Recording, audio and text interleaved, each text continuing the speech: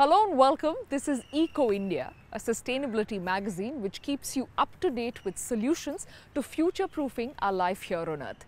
Our focus today is on the clothes we wear, how wide and deep their impact is on the environment and what you can do to change that. I'm Sanuta Raghu, coming to you from Mumbai in India. Over the next 30 minutes, let's look at how a fashion label makes designer clothes with scraps of waste cloth. How a startup in France is trying to turn the tide in the polluting cloth dyeing industry. And how the indigenous Banarasi silk sari is making a comeback in high fashion. But first, to an important issue of our times. Fast fashion has become a buzzword around the world in the last few years. Many of us are aware that buying new clothes every weekend has a devastating effect on the planet, but don't quite like or have access to environmental friendly fashion. A Delhi-based fashion studio is trying to change that. Doodlage is setting a scalable and sustainable model in place to make fast fashion a thing of the past.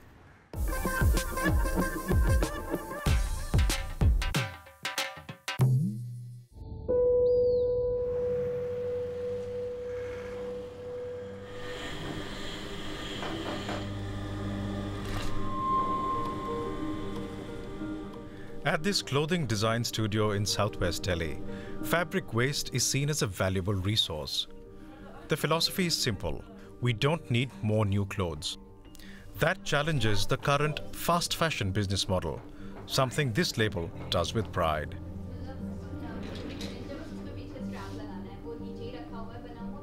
The problem in the fashion industry starts from the fact that it's based on a linear fashion model. So today about 73% of garment wastages go into landfills because there is lack of ways of reusing the fabrics and the garments that we are currently working with.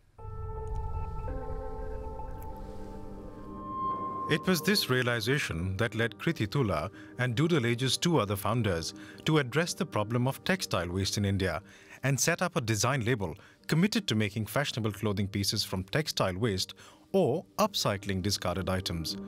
It's a concept that has been gaining in popularity in the textile industry all over India as awareness rises. There's always a garment that comes out of a rectangular piece of fabric. Then at cutting processes, there's a lot of wastages that happen. So I could observe that on both a small scale unit or a large scale unit. There is so much that has been produced and that exists. It's about time that we start thinking about using what is already there. Garment waste is not the only problem in India. The textile industry is a major polluter. In India, the third biggest after plastic and paper. For India, it's not just the garment waste that we have to be concerned about, it's the production waste that we have to be concerned about. We're still one of the largest exporters of both fabrics and garments in the world. So all of the wastages that we're converting at that level is still something that we're not being able to deal with at the amount that we're producing garments at. The environmental implications are worrying, and the situation is only getting worse by the day due to the surging demand for products, use of chemicals, the need for landfill space, energy, and water consumption. In 2015 alone, the entire fashion industry used up about 79 billion metric cubes of water. So that's huge. And a single t-shirt takes up about 2,720 liters of water, which is as much as most adults would drink in 3 years. And that is a single t-shirt. Then of course there are toxics that are leached in the production process itself, which then impacts the communities around which factories come up. Doodle Age's founders used personal funds to set up their company in 2012. Now they have nearly 20 employees. The seeds of inspiration are sown while the fabric waste is being sorted. Once all of this fabric comes into the studio, we start thinking about what kind of designs can bring all of them together. We start fixing the fabrics in itself so that they can actually be used further to create the clothes that we work with. That's not all. They also produce bags and other items, and the scraps from their own production go into making other new products as well. Whatever is left over after the bag and the home collection is then sent to be processed into paper. This paper is what is now making our stationery products. And now our next steps are actually to think about what to do with post-consumer wastages. In India, Doodle Age is considered a somewhat expensive brand, with garments costing between 50 to 100 euros. You've got me really kind of feeling. Presenting Doodle Age. Don't turn it off. Since it first set up shop, Doodle Age has shown a collection every year at the Lakme Fashion Week. Don't turn it off. Don't turn it off, you know I like it. Lakme Fashion Week is a premier biannual event in India. It's a way of reinforcing the idea that trend-based fashion is not the only way to remain viable or attractive. But not everyone interested in fashion and design, or even other designers, share their philosophy. They just keep questioning you at every level as to why you do what you do. And at some point we've just given up that it's okay. Like, it's okay for not understanding what we do and why we do. But it's about how we want to do it and how we want to create the products that we do. The label's products are already available in 30 stores in India and also through some e-stores. But Kriti Tula thinks there's still a long way to go. Like Kriti said, not everyone realizes how bad an effect not reusing and recycling old clothes can have on the environment. Our expanding wardrobes are a testament to that. This next explainer will help you make an informed choice the next time you go out to buy a t-shirt. How harmful is a t-shirt for the environment?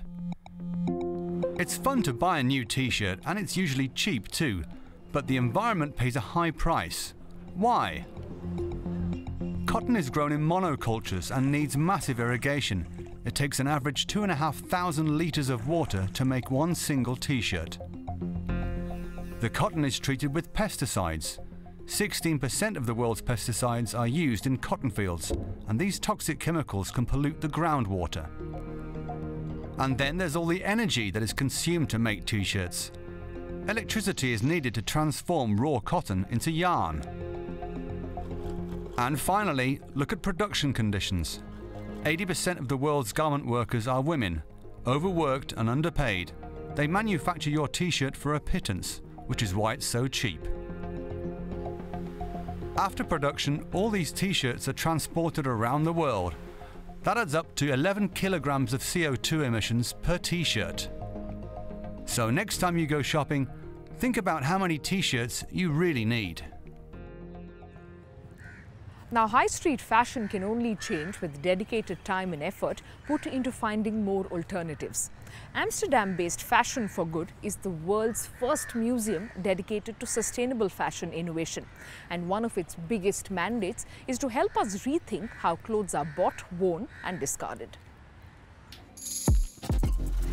Just go shopping in any big European city and it's the same picture. One clothing store after another. But the lucrative textile industry is harmful to the environment, which is why many big clothing chains are under fire. So, in response, some of them are supporting a museum in Amsterdam called Fashion for Good. It explores solutions to the problem. Right at the entrance, visitors learn that synthetic polyester fibres can take over 200 years to decompose. So clearly there's a need for alternatives. One side of bringing this innovation is through working with big brands, retailers, manufacturers, to help scale some of those innovators and startups that we work with. But another really important piece of the puzzle is to also engage the wider public. Visitors to the museum can have organic cotton t-shirts printed with their own designs. And the museum combines information and commerce by offering the exhibits for sale. Always keep purchasing. That's the principle behind fast fashion. There aren't even just seasonal designs anymore. Instead, there are new collections every few weeks. The museum offers tips on how to avoid fast fashion, such as buying less or buying second-hand. Visitors can save the suggestions on a personal wristband. Then, when they leave, they get a list of good resolutions for everyday shopping. The museum is mainly funded by retail giants, including C&A, Adidas and online shop Zalando. Visitors, though, aren't told that. The companies that are partnering with us, they are on all dimensions already pretty deeply committed to driving change. You've seen that through, obviously, sustainability reports that they have published and are rather transparent about their work. You also see that through certain collections. Some of them are presented here in the Good Shop, that they're really pushing the envelope in terms of new solutions. Sustainability is fashionable with the urban middle class, and the fashion industry wants to profit from that, a trend that can't be overlooked at trade fairs like Berlin's Fashion Week. Truly green labels, or fair fashion, have to prove they're completely sustainable, from fabric production to dyeing to finishing, and that makes them expensive. But the Amsterdam Museum hardly mentions that aspect. It's an exhibition actually founded by fast fashion brands. So what is their interest in doing sustainable? Sustainable is a new brand actually. It's greenwashing, you can use it. It's a nice new label you can put on your clothes. So I think it's very important to have a deeper look to see what's really behind. In Amsterdam, the textile giants are getting inspiration from startups that are bringing new ideas into the fashion industry, such as using recycled materials or natural dyes instead of synthetic ones. The big companies meet with the startups in workshops. The museum has received 20 million euros from sponsors to fund them. Esther Ruhr works for one of the startups. I think it's very important on the one hand to have the program where you connect the big companies to the great ideas that are there.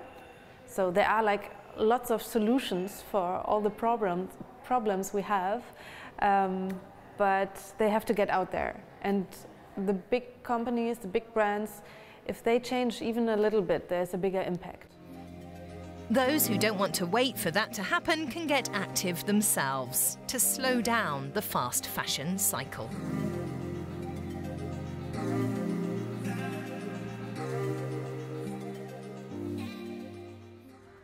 Now, the chemicals used to make and dye fabrics are often toxic for the environment and for the workers. In fact, 99% of all dyes are made from petrochemicals.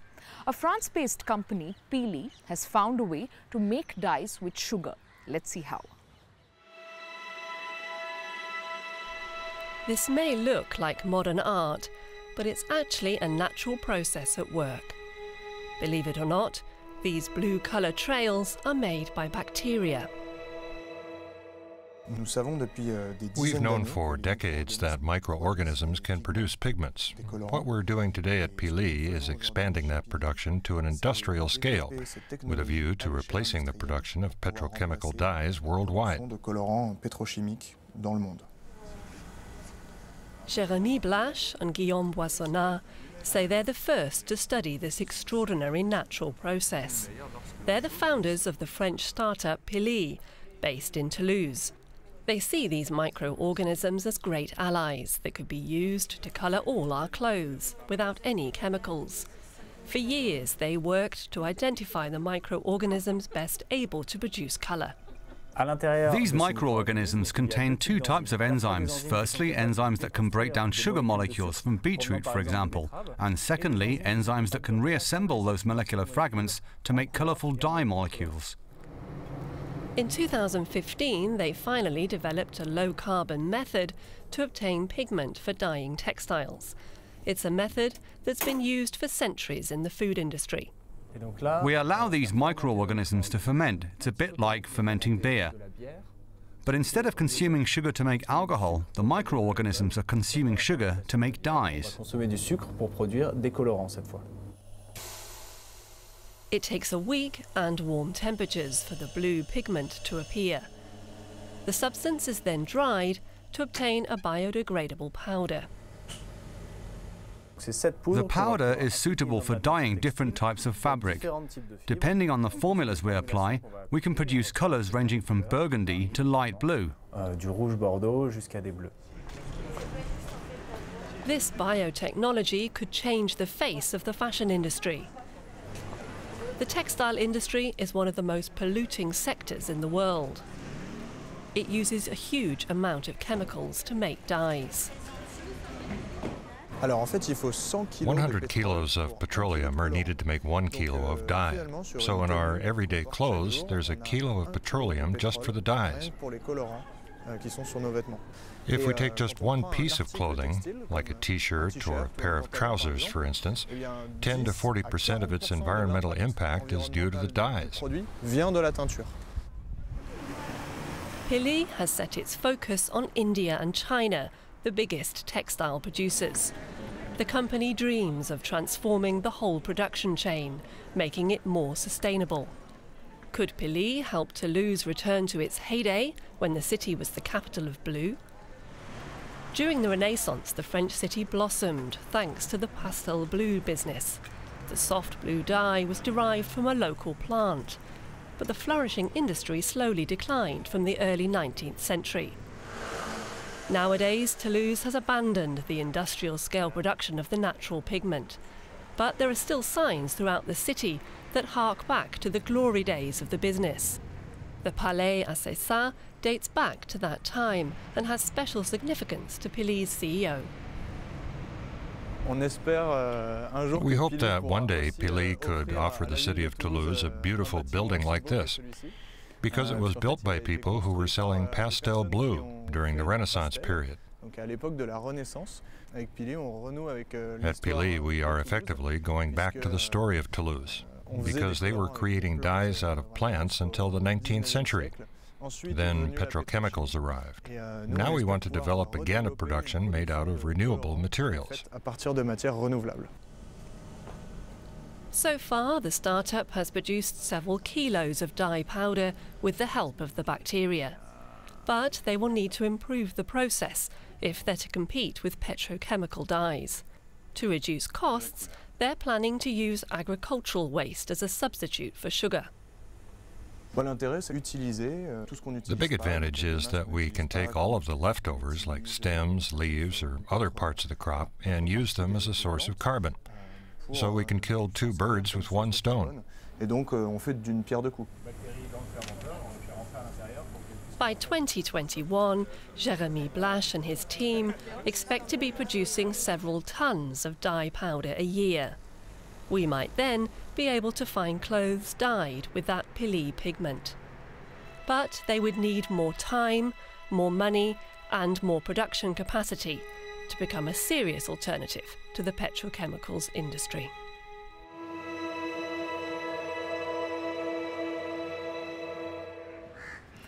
Traditional crafts in India have often relied on natural substances. For generations, an Indian bride's trousseau was incomplete without a Banarasi silk sari, a 6-yard wonder garment hand-woven in silk with gold and silver thread. But handloom weaving is turning into a dying art, as weavers increasingly turn to mechanized power looms that churn out large quantities of synthetic and cheaper saris. Now, some Indian designers have stepped in to save the iconic sari and keep the craft alive. Varanasi. Hindus come here to wash away their sins in the river Ganga. Some come here to die and be cremated. But Varanasi isn't just India's holiest city. It's also famous for handcrafted saris with silk and gold thread. With their distinctive look and feel, Banarasi silk saris are a byword for elegance. They're a must-have for stylish Indian women. The fabrics are spun on jacquard looms, operated by a string of punch cards that determine the designs for the weave. The looms are powered by foot. The physically demanding work is mostly done by men. It can take the weavers weeks to make a single sari. But scenes like this are increasingly rare. The centuries-old artistic tradition is dying out. In the past, there would have been a wooden handloom in every home. Entire families in these villages around Varanasi were involved in weaving. Skills were passed on from generation to generation, until this happened.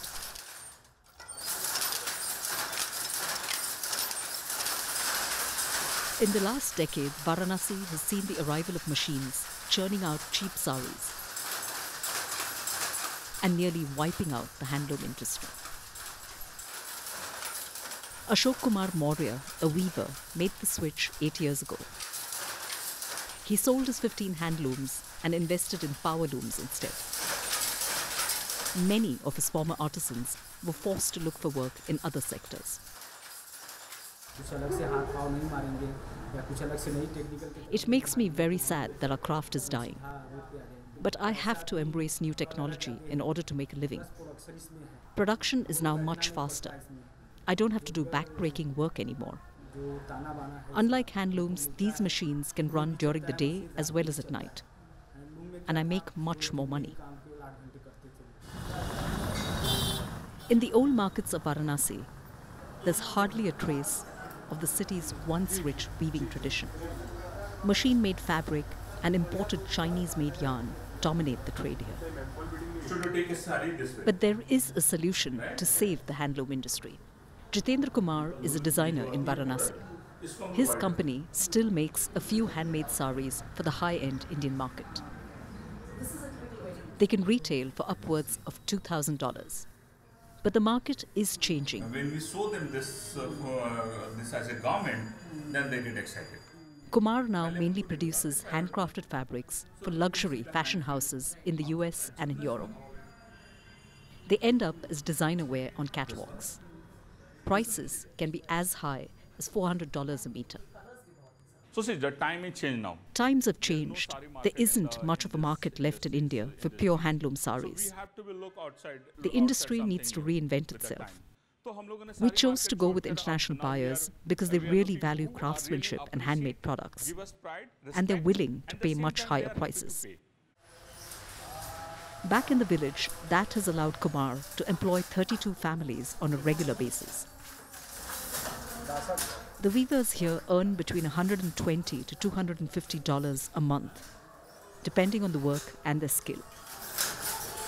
It's way above the market rate. The hope is that it will encourage artisans to stay true to their unique craft. When you create something with your hand, with your brain, your muscle, that's put some emotion, that effort. And that thing makes it incredible in a textile. And you see the process is a bitting. When they comes, they throw the shuttle from that side and from that side. They beat tightly. So it's show the mood. It's all frustration or all our happiness. It comes in a loom. So I think it's incredible to see in terms of textile. You can't see the emotion, but here you can. Making a single piece of hand-woven fabric involves an entire chain of artisans specialized in different skills. Up to 16 different workers are part of the process. For the artisans, weaving for the global market means adapting their know-how and learning to innovate. Chedi Ram began weaving when he was 10 years old, learning the skills from his own father. He's been making silk saris all his life. With these modern designs, I really have to concentrate. The finish and craftsmanship for these fabrics has to be perfect. I can't afford to make any mistakes because then I have to restart the entire process. I have to constantly check the design when I'm weaving. It takes longer than making a sari.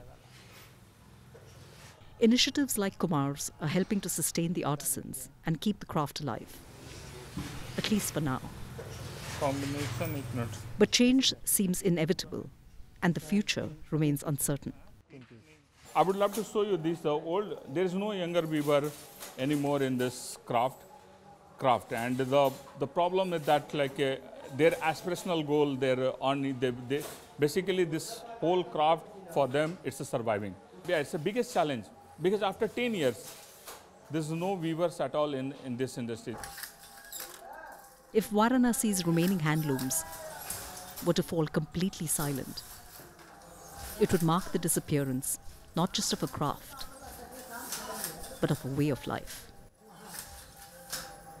I hope today's stories inspired you to be the change you want to see. We'll be back next week with many more such stories, each one taking us one step closer to a sustainable future. Goodbye and have a wonderful week.